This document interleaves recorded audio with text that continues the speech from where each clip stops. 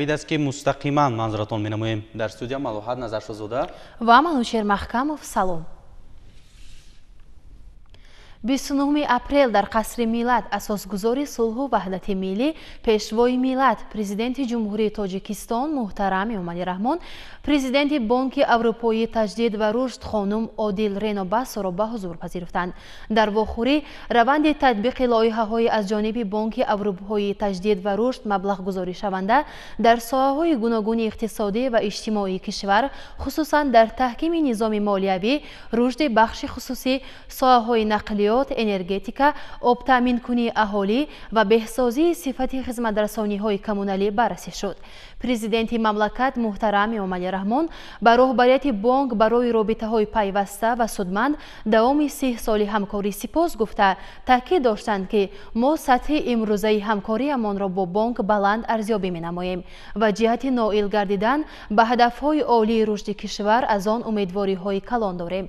дар робита ба таъсири манфии омилҳои беруна, ба баъзе нишондиҳандаҳои макроиқтисодии Тоҷикистон ва дастгирии тобовари иқтисодиёт ба таҳдиду хатарҳои имрӯза, пеш аз ҳама ҷалби бештари сармоя ва идомаи раванди ислоҳот зарур шумурда шуд. таъкид гардид, ки ҷудо намудани маблағҳои грантию имтиёзнок аз ҷониби шарикони рушд барои дастгирии раванди ислоҳот, буҷети давлатӣ ва татбиқи лоиҳаҳои афзалиятнок дар маҷмӯъ бар устувории рушди иҷтимоию иқтисодӣ боис мегардад. мусоидат ба пешрафти бахшҳои саноат, кишоварзӣ, истихроҷи маъданҳо, рушди инфрасохтори шаҳрӣ, алалхусус низоми таъминоти оби ошомиданӣ, хоҷагии манзилию коммуналӣ, рақамикунонии соҳаҳои мухталифи иқтисод, ҷорӣ намудани технологияҳои сабз, инчунин маориф ва муҳоҷирати корӣ аз самтҳои дигари ҳамкорӣ номида шуд. дар рафти мулоқот ҷонибҳо ҳамчунин оид ба дигар мавзӯъҳои мавриди таваҷҷӯҳи тарафҳо гуфтугӯи судманд анҷом доданд.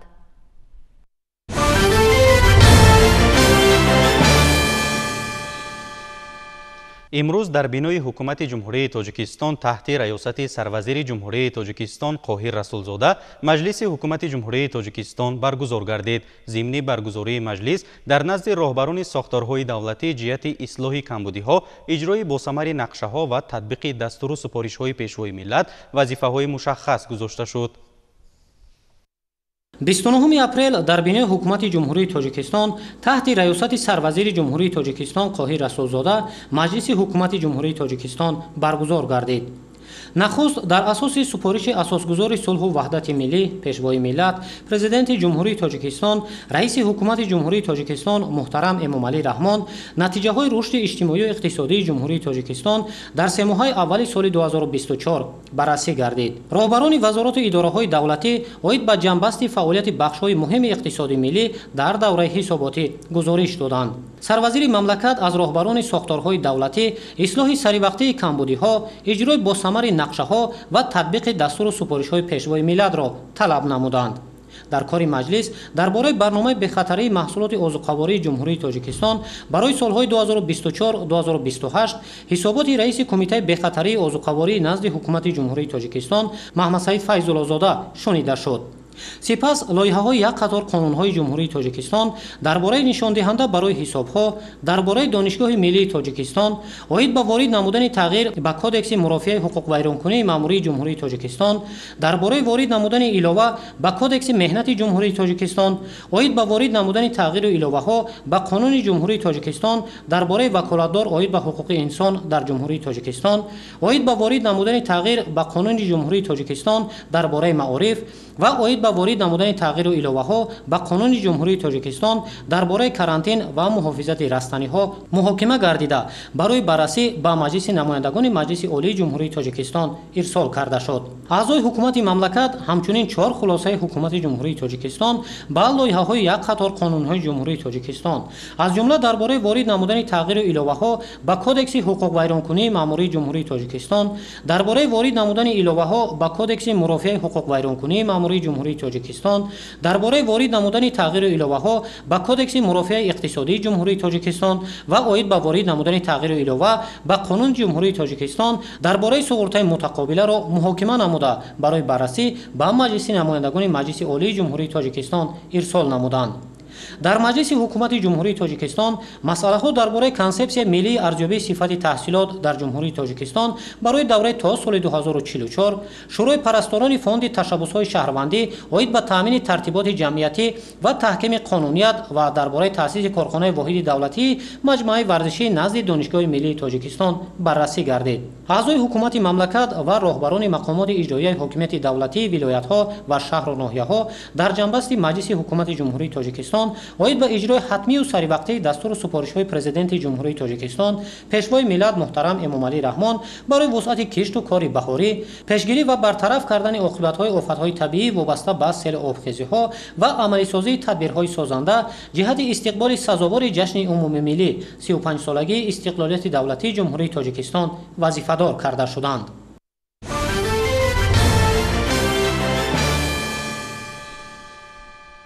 با استقبال 35 سالگی استقلالیت دولتی جمهوری تاجیکستان در ناحیه بلجوان بنیاد از نوسازی 277 انشاءات تعییناتی گوناگون به نقشه گرفته شده است. با اطلاع مسئولان مقامات اجرایی حکومت دولتی تا امروز از تعداد عمومی انشاءات 92 عدد آن به استفاده داده شده است و در انشاءات باقی مانده کارهای ساختمانی با مرام ادامه دارند. از رفت کارهای آبادانی و بنیادکاری در این ناحیه دوردستی کشور همکارانمان گزارش می‌دهند. در ناحیه بلجوان چون در دیگر شهر و ناحیه‌های کشور بهر استقبال سزاوار 35 سالگی استقلالیت دولتی جمهوری تاجیکستان کارهای آبادانی و سازندگی وسعت تازه پیدا می‌کنند.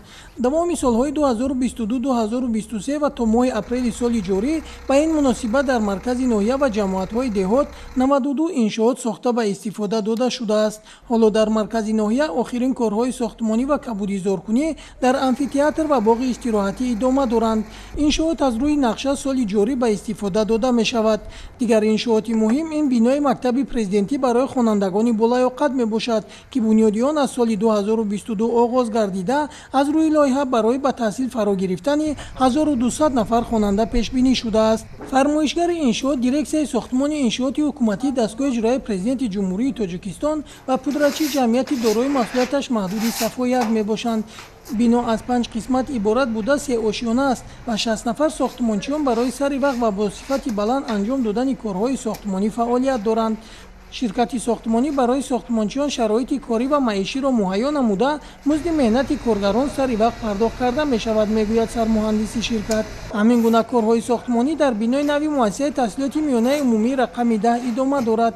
با سبب نورسایی صنفخانه ها و به طلبات جوابگو نبودن بینای مؤسسه عین زمان ساختمان بینای نو ادامه دارد که تا جشن 35 سالگی استقلالیت دولتی جمهوری تاجیکستان مورد استفاده قرار داده می شود.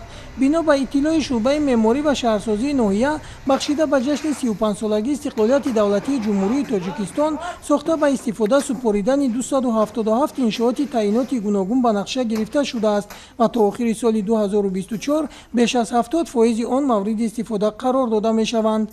شیرین جان سفرزاده، سیفالدین اسماعیلوف از ناحیه بلجوان برای برنامه نوید.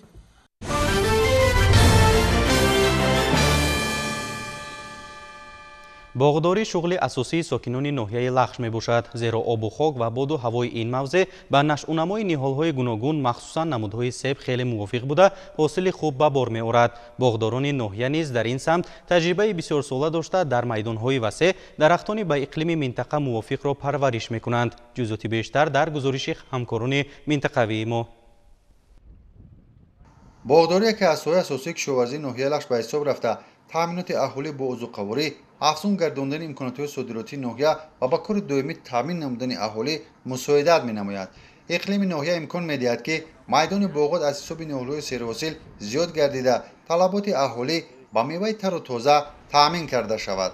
در جماعت دهات پیلدون یک خوجگی دولتی نهال پروری و خب که در توازن خوجگی دولتی جنبوی قمروف 165 گکتار زمین های باغ، نهال پروری و که عموما کشاورزی وجود دارد که منچ خیلی که ما و شما شاهد هستیم در حاضر امسال در شرایطی بسیار هم خوب آمدگی در ناحیه ما.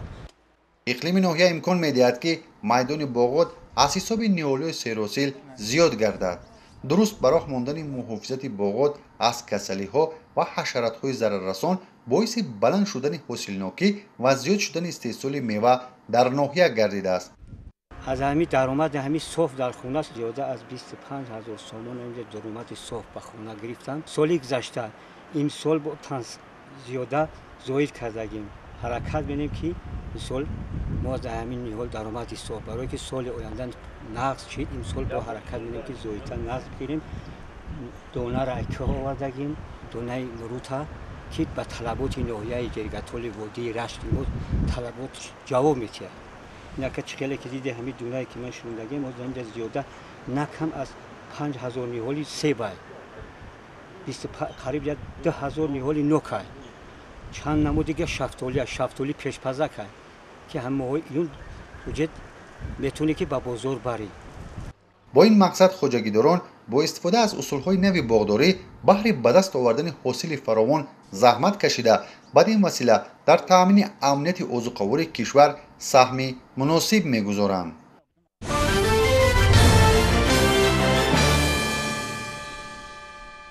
санҷиши омодагии сокинон ва мақомоти алоҳида ба ҳолатҳои фавқулода яке аз вазифаҳои асосии Кумитаи ҳолатҳои фавқулода ва мудофиаи гражданӣ назди ҳукумати ҷумҳурии Тоҷикистон мебошад.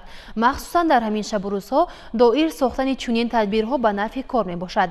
дар ҳамин замина тибқи нақша чорабинии шӯъбаи маърифи ноҳияи Данғара дар муассисаҳои таҳсилоти миёнаи умумии рақами 25 ноҳия чорабинии намунавии омодагӣ ба ҳолатҳои фавқулода доир карда шуд ки дар он сарварони муассисаҳо омӯзгорони фанни дифои ҳарбии ҳамаи муассисаҳои таълимии ноҳия иштирок доштанд. гузориши ҳамкорамон Салоҳиддин Неъматов дар ин хусус. бо мақсади омӯзиши дараҷаи омодагии хонандагони муассисаҳои таълимӣ марбут ба ҳолатҳои фавқулода ва мудофиаи гражданӣ тибқи нақшачорабинии шӯъбаи маърифи ноҳияи Данғара дар муассисаи таҳсилоти миёнаи умумии рақами 25 ноҳия чорабинии намунавии омодагӣ ба ҳолатҳои фавқулода доир карда шуд ки дар он сарварони муассисаҳо омӯзгорони фанни дифои ҳарбии ҳамаи муассисаҳои таълимии ноҳия иштирок доштанд. масъулин мақсад аз гузарондани чорабинии омодагии мазкурро ҳангоми рух додани ҳолатҳои фавқулодаи табиӣ ва техногенӣ аз ҷумла заминларзаро шарҳ дода омодагии ҳайати педагогӣ ва хонандагон инчунин барои дуруст амал намудан ҳангоми рух додани ҳолатҳои фавқулода ва таъмини бехатарӣ дар вақти гузарондани машқи ғайринақшавии имрӯза таъкид намуданд.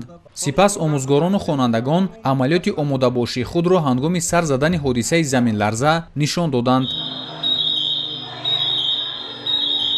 бо садо додани бонги хатар гурӯҳи нерӯҳои ғайриҳарбии муассиса барои иҷро намудани корҳои наҷотдиҳӣ сафарбар карда шуда хонандагонро ба ҷои бехавф кӯчониданд. нерӯҳои ғайриҳарбии муассиса алоқа, иктишоф, ҳифзи тартиботи ҷамъиятӣ, гурӯҳи наҷотдиҳӣ, оташнишонӣ ва ёрии тиббӣ аз ҳисоби хонандагон амалиёти мудофиавиро муташаккилона иҷро намуда аз худ маҳорати баланд нишон доданд. мақсади асосии чорабинӣ аз он иборат аст ки пешгирӣ кардани ҳолатҳои фавқулода. мо омӯзгорон ҳамеша дар дарсҳо бо хонандагон фаҳмондадиҳо пешгирӣ намудани ҳолатҳои фавқулодаро меомӯзонем. кӯшиш ба харҷ медиҳем ки дар тамоми муассисаҳои таълимии ноҳия дар ҳудуди ноҳия ҳамин корҳоро ба анҷом расонем ки то ин ки хонандагон аз ан ҳамин гуна ҳодисаҳои фавқулода бархурдор бошанд ва донанд ки дар ан ҳамин ҳолатҳо чӣ кора бояд анҷом диҳанд. баъди иҷрои амалиёт ҳайати комиссия дар назди майдони баргузории чорабинӣ ба гурӯҳҳои ғайриҳарбии муассиса баҳои қаноатбахш доданд. зимни натиҷагирӣ аз рафти машқи имрӯза ба иштирокчиёни фаъол сипосномаи шӯъбаи маърифи ноҳияи Данғара тақдим карда шуд. Салоҳиддин Неъматов, Маҳмудҷони Зиёиддин барои барномаи иттилоотии Навид аз ноҳияи Данғара.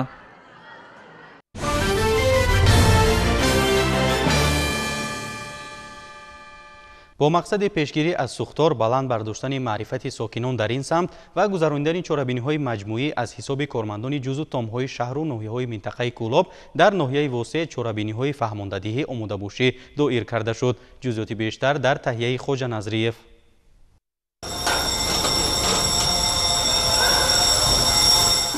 пешгирӣ аз сӯхтор ҷиҳати риоя намудани қоидаҳои зидди сӯхтор аз сатҳи маърифати сокинон вобастагӣ калон дорад. ин нуқтаро бо баргузории чорабиниҳои тарғиботӣ бо сокинон кормандони қисми оташнишонӣ дар шаҳру ноҳияҳо ҳамеша таъкид менамоянд. چورابینی نوبتی پروفیلاکتیکی اوید همین موضوع پیشگیری و آمادگی بازار یکی از نقطه‌های سیرودم و امین نگاه داشتن مال و اشیاءهای تاجران به حالت‌های آماده باشی هنگام سرزدن حادثه‌های سوختار چگونه آماده است. این نوبت در مرکز تجارتی نوری واسه در دوره چورابینی ها اوید به تشکیل و گذراندن چورابینی های پروفیلاکتیکی آتش نشانی کمپلکسی از روی نامگوی رمزی محافظه با مقصد پیشگیری نمودن حادثه های ناخوش سوختار تشکیل و گذراندن چورابینی های کمپلکسی از روی رمز محافظه مرحله یک از حساب کارمندان جزو تام های شهر و ناحیه های منطقه کلوب در همین زمینه دایر گردید. رفت چورابینی نشان داد که بازار مرکزی ناحیه واسه با طلبات‌های قاعده‌های پیشگیری از سوختار آماده میباشد. در رفع‌های بازار برای آزادانه حرکت نمودن نقلیات سوختار خاموش‌کنی شرایط‌های مساعد تامین کرده شده است. هنگام صحبت با تاجران معین گردید که در موضوع پیشگیری و رعایت قاعده‌های بی‌خطری از سوختار آنها اطلاع خوب دارند و قاعده‌های مذکور را رعایت می‌نمایند. ما در شهر و ناحیه‌های منطقه کلوب پیوسته چونین مشق‌ها را می‌گذرانیم. مقصد و هدف گذراندن مشق‌های تاکتیکی و آتش‌نشانی پای در پای این باز هم بلند برداشتن سویه دانش و ملکه کسبی هیئت شخصی کارمندان دسته اختیاری آتش‌نشانی بازار و کارمندان خدمات‌های هماهنگساز میباشد.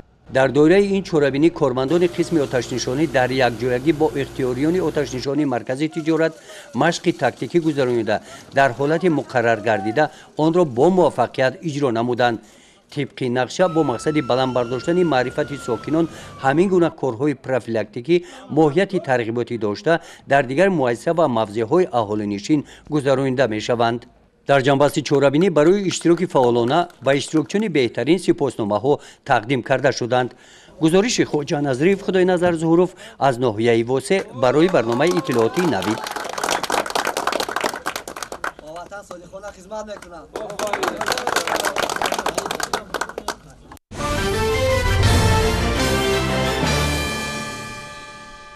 شرکت نوشاکی‌های تاجیکستان کوکاکولا برای اخلاصمندانش چند مدت است که اکسیای زیر سرپوش را روی دست گرفته است. این اقدام به خاطر هوسمندگردانی جانبداران شرکت راه اندازی شده بهترین ها صاحب تحفه ها خواهند شد. با برگزاری یک همایش تنتنوی دور اولی جایزه سپاری این اکسیا برگزار شد. گزارش همکارانمان در این خصوص. چند شرکت کوکاکولا نوشاکی‌های تاجیکستان در دوره یک طرح اکسیای زیرپوش را با عنوان بهاری پرجلو روی دست گرفته است. این اقدام از 20 مارس تا 20 می در سراسر کشور ادامه یافته غالبان با تحفه‌های ارزشمند قدردانی می‌گردند. اشتراکچیان تدبیر امکانیت دارند که با خریداری نمودن آب‌های نوشاکی کوکاکولا 05 کوکاکولا 1 و کوکاکولا 1.5 لیتره که دارای سرپوش زردند صاحب یک و یا یک چند تحفه گردند. در دوره طرح مذکور 50 عدد تفدان، 50 عدد بلندر، 50 عدد میکرووالنوفکا و 5000 دانه پیشبند به بازی گذاشته شده است. مهمترین تحفه باشد 10000 سومانی را تشکیل می‌دهد که اشتراکچی را می‌باید 3 سرپوش را با حرف‌های پ و ل دریافت نمایند. در دوره یک چورابینی تنتنوی در میدان فودکورت دوشنبه مال شرکت کوکاکولا نوشاکی‌های تاجیکستان مراسم قدردانی غالبان اکسیای زیرپوش را برگزار نمود. در چورابینی مسئولین شرکت اقدام مذکور را برای مشتریان و اخلاصمندان نوشاکی کوکاکولا عامل هوسمندگردانی و قدرشناسی ارزیابی نموده از ادامه یافتن آن تا آخر ماه می خبر دادند. در مراسم جایزه سپاری در برابر 27 نفر جایزه‌داران 4 نفر غالب اساسی بودند که هر کدام با مقدار 10000 سومانی قدردانی گردیدند. قابل و ذکر است که همین گونه تحفه 30 عدد را تشکیل می‌دهد که تا آخر اکسیا به صاحبانشان تقدیم خواهند شد. همین اقدام کوکاکولا اکسیا رفته سبب ما خوشبختانه یکی از تحفه‌هایی که گذاشته بودند یکی از خوبترینش رو برد کردیم که تحفه پولی بود. راستی ما در اقدام آماده بود که در سرپوشی مثال همین کوکاکولاهای 1 لیتره سورپرایزها هستند. چند دونه سرپوش رو جمع کردیم. حسابش رو راستی نمیدونیم. وقتی که ما همین حرفای پ و ل رو یافتیم ای خرسندی دیگه همون سرشماری همان را حساب نکردیم. همچنین به خاطر پرجلو گردیدن تدبیر ادانه میان اشتراکچیان بازی و لاتریه های بردناک برپا گردید که بهترین ها با تحفه های شرکت کوکاکولا نوشاکی‌های تاجیکستان قدردانی شدند. برنامه فرهنگی به چورابینی حسنی توزه زم نمود.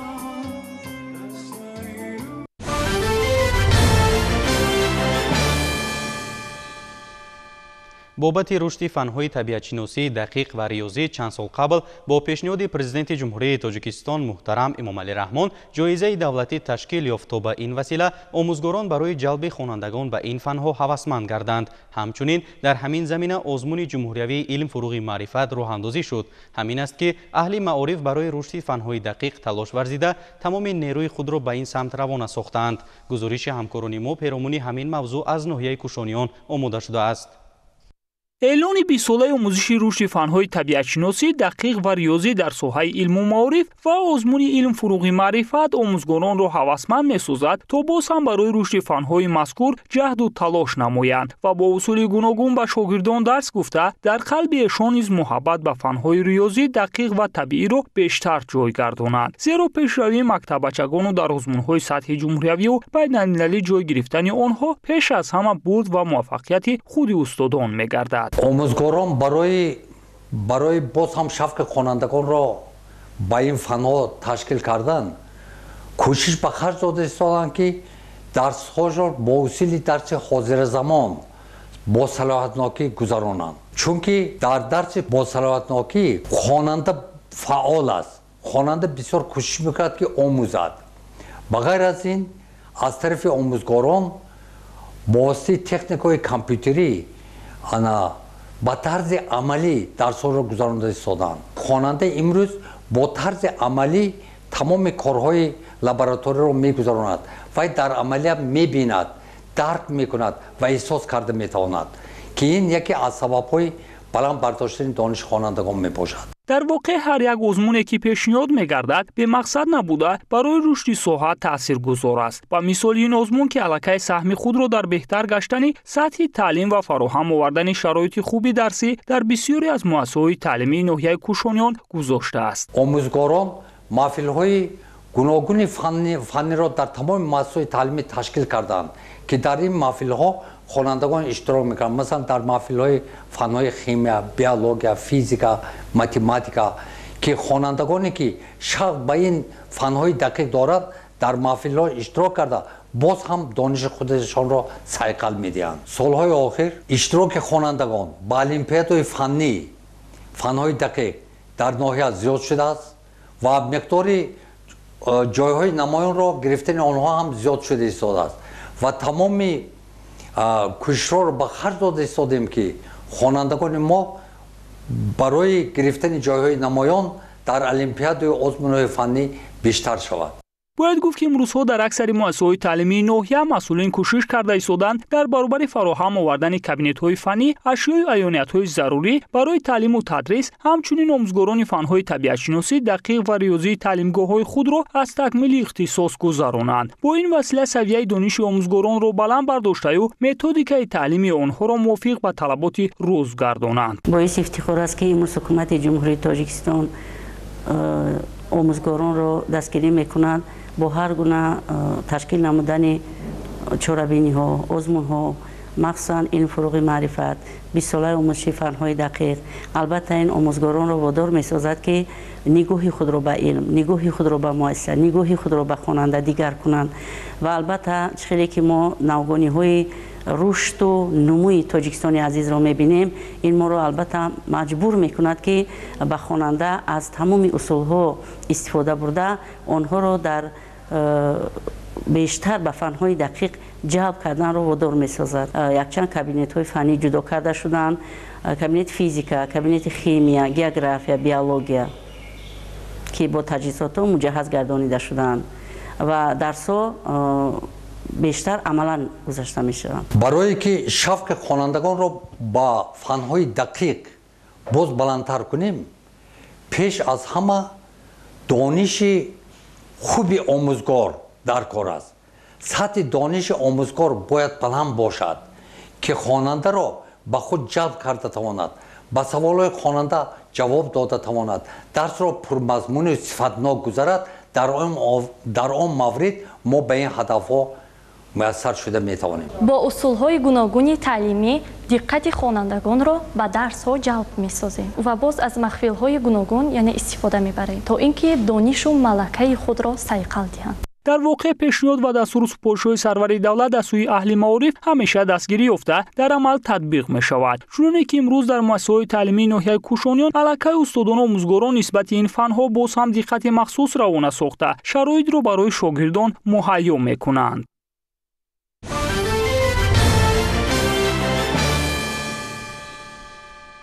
لیتسه کسبی تکنیکی شهر حصار از زمره مؤسسه‌های دولتی تعلیمی دانسته می‌شود که در تیار کردن متخصصان سطحی میانه بخش‌های گوناگون خواجگی خلق نقشی مؤثر دارد. فعلا مأموریت این مؤسسه بابت فراگیری شهروندان به کورس‌های کوتاه مدتی آموزشی از روی اختصاص‌های جوابگو به طلبات بازار مهنت کاربری دارند. گزارش بختیار قادرزاده در همین خصوص آماده شده است. توجه کنید. در مؤسسه دولتی تعلیمی لیتسه کسبی تکنیکی شهر حصار زیاده از 400 نفر دانشجو از روی 8 اختصاص کسب و هنر می‌آموزند. در مؤسسه همچنین کورس‌های کوتاه مدت 3 ماهه نیز راه‌اندازی شده است که در آنها نیز به نفران خواهشمند کسب و هنرهای گوناگون تکنیکی آموزانیده می‌شود. در مؤسسه برای تعلیم و تربیت متخصصان به طلبات امروزه جامعه جوابگو همه شرایط‌ها آماده کرده شده و جهت به زمان معاصر مطابق گردانی فعالیت این بارگاه معرفت تدبیرهای سودمند اندیشیده می شود. باید قید نمایم که با دستگیری به واسطه حکومت جمهوری تاجیکستان و وزارت مهنت مهاجرت و شغل اهالی جمهوری تاجیکستان برای خوبتر و بهتر نمودن صفت تعلیم با تکنیک و تکنولوژی زمانوی در اختصاص سیستم کامپیوتری و اینترنت تکنولوژیا آزمایشگاه نو زمانوی با 20 عدد کامپیوترهایی که به شبکه‌های اینترنتی پیوست شده اند ساخته به استفاده داده شد. آزمایشگاه با تجهیزات‌های دیگر تکنیکی از قبیل دسکه الکترونیک، ویدیو پروژکتور و کامراهای نظارتی مجهز است. همزمان در آزمایشگاه برای دانشجویان کتاب‌های تعلیمی صحوی موجود است. گفته می شود که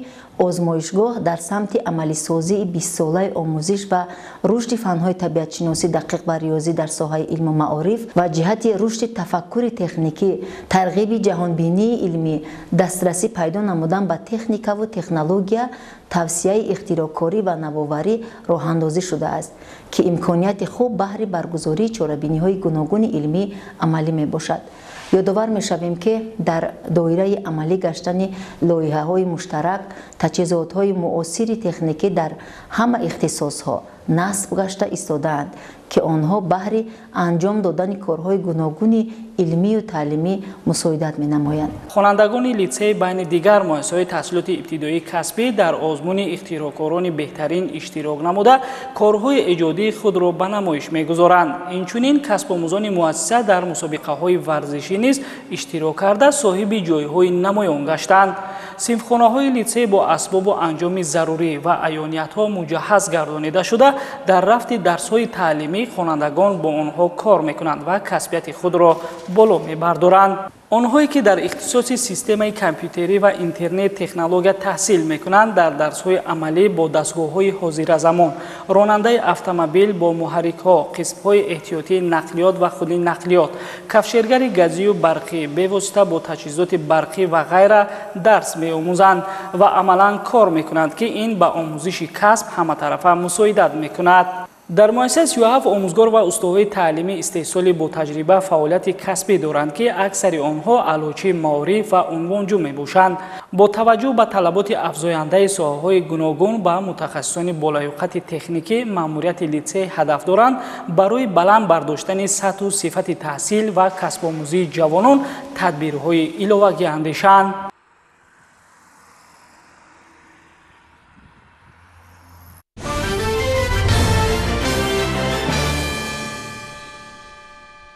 با مقصد ارجگذاری به عنعنه‌های ملی، بلند برداشتن حس خویشتن‌شناسی، تکمیل احساس وطن‌دوستی و خودشناسی ملی، تربیت حس زیبایی پرستی زنان و دختران، ترغیب لباس‌های ملی مردمی و پیشگیری تمایل بیگانه پرستی با اشتراک گلدختران کالج طبی به نام یوسف خان اسحاقی، عکسه تاجیکانه می‌پوشیم دایر گردید. این تدبیر با ابتکار کمیته اجرایی حزب خلقی دموکراتی تاجیکستان در شهر خوجند عملی کرده شد.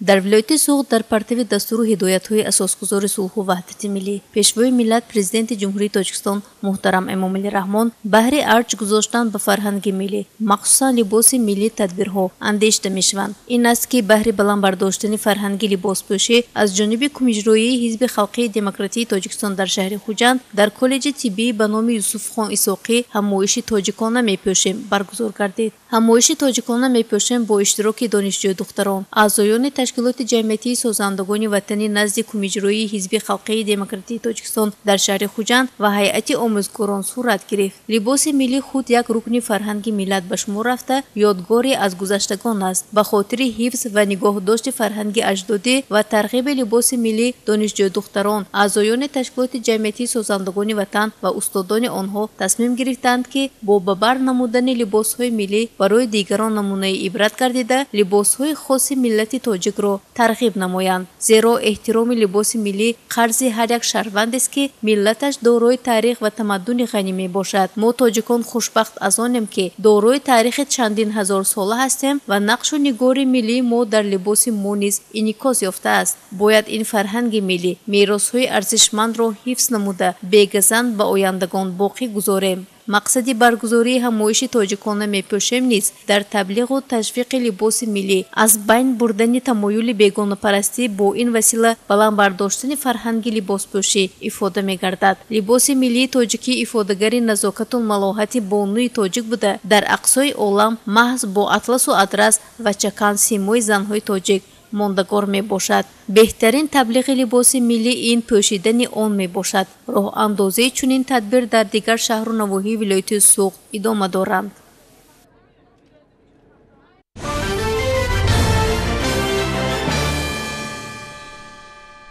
дар пойтахти австрия шаҳри вена зимни як музоида асари гаронбаҳои санъати тасвирӣ ба фурӯш рафт.